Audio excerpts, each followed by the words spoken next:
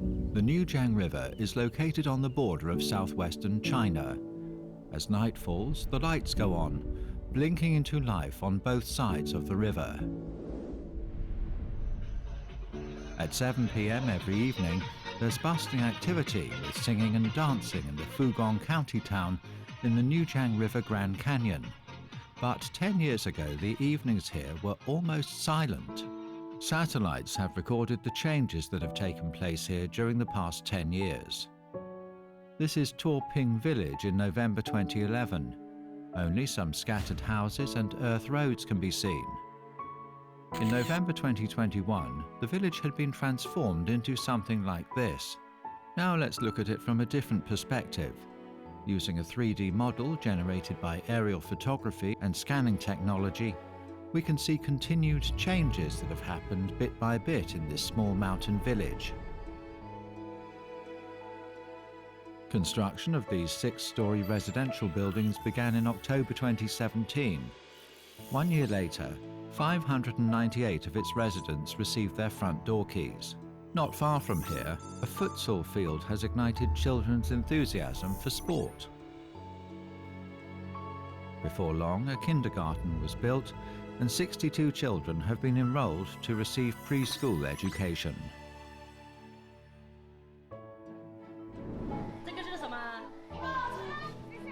A small globe enables the children to understand the wider world.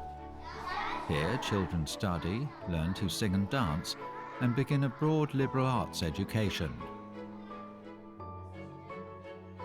Almost at the same time as the kindergarten was completed, this 4G base station was also built, which put this small mountain village in contact with the world. Then an even larger change took place over the Nujiang River. In 2019, Tuoping Bridge was officially opened to traffic. For generations, villagers could only cross the river using a zip line. 58-year-old farmer Luo Dejun has recently taken a part-time job in his spare time, delivering parcels. Going along a country road at a few tens of kilometers per hour is an experience Luo has never had before. His old home was in the Gaoligong Mountains, and a round trip out would take him a whole day.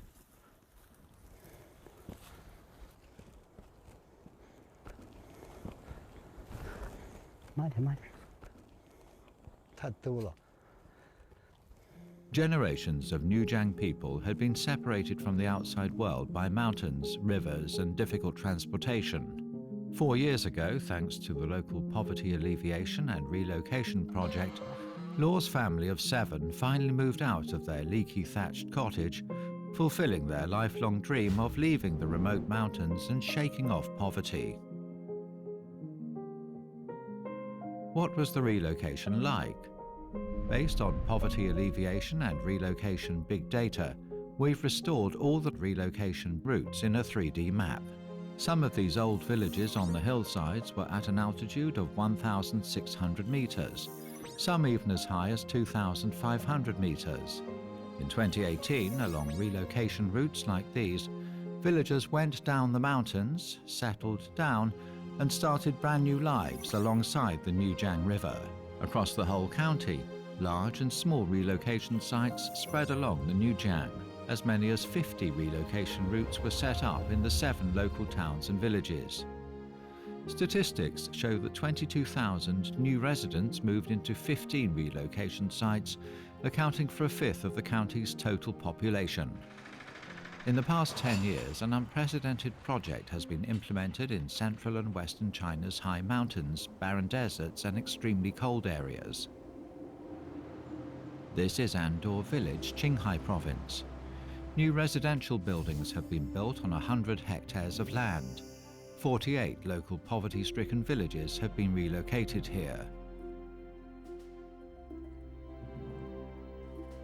This is Bai Yanglin relocation site in Bijie, Guizhou Province. More than 7,000 apartments have grown out of nothing, and 29,000 people have moved into their new homes. And this is Jiaozhou County, Sichuan Province. 18,000 poverty-stricken people have moved down the mountains and into the county town.